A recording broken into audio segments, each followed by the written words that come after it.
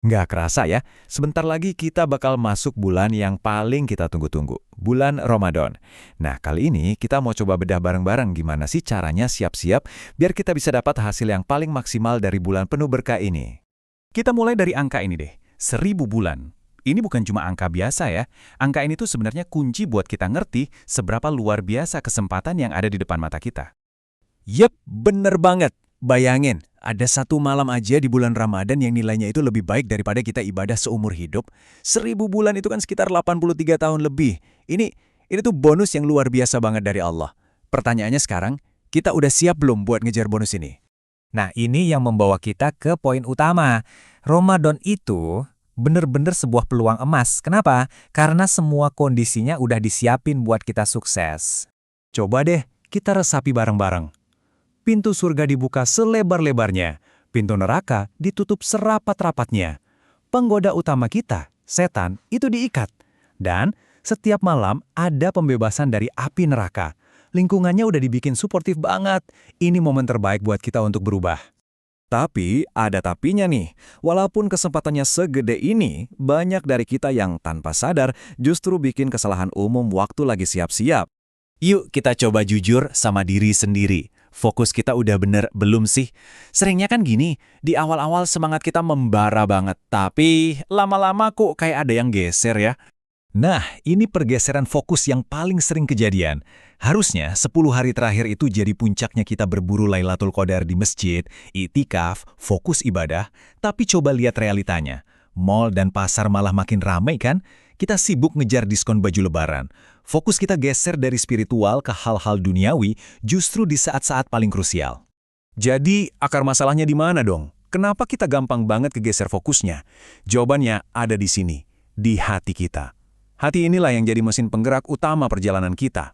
Analoginya sederhana banget, tapi kena. Gini deh, kalau kita memudik atau perjalanan jauh keluar kota, pasti mobilnya kita bawa ke bengkel dulu kan. Cek oli, cek rem, pastiin semua beres.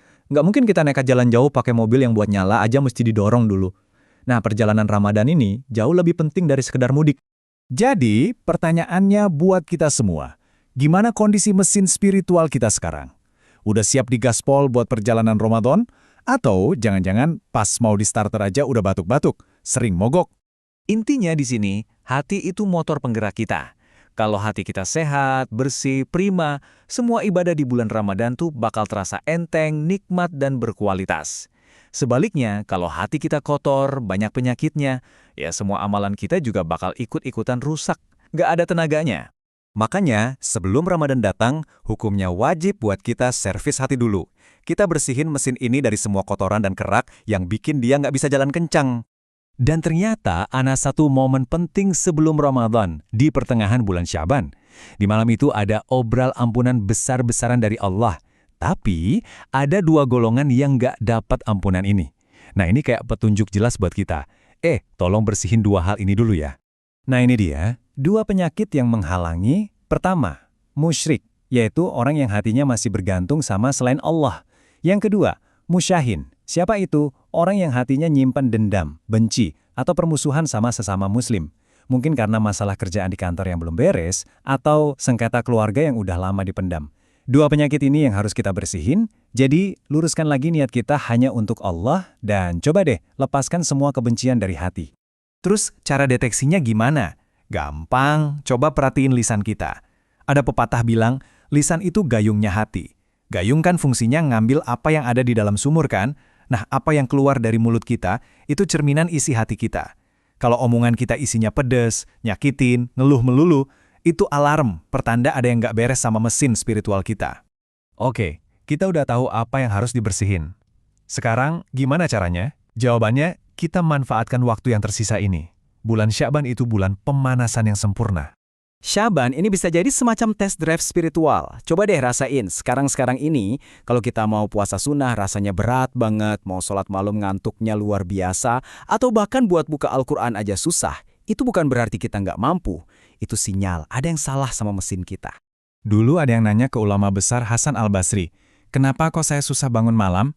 Jawabannya tajam banget, engkau dirantai oleh dosa-dosamu. Kebayang kan, kaki kita tuh kayak diikat sama rantai dosa kita sendiri. Sama kayak busi motor yang kotor penuh kerak, akhirnya mesin nggak bisa nyala. Nah, hati kita juga gitu. Kotor sama dosa jadi nggak bisa gerak buat ibadah. Pembersihnya apa? Taubat dan istighfar. Kalau kita latihan dari sekarang, di bulan Sya'ban, nanti pas Ramadan tiba, kita udah siap tempur. Puasa itu bukan lagi tentang nahan lapar, tapi udah naik level ke spiritual.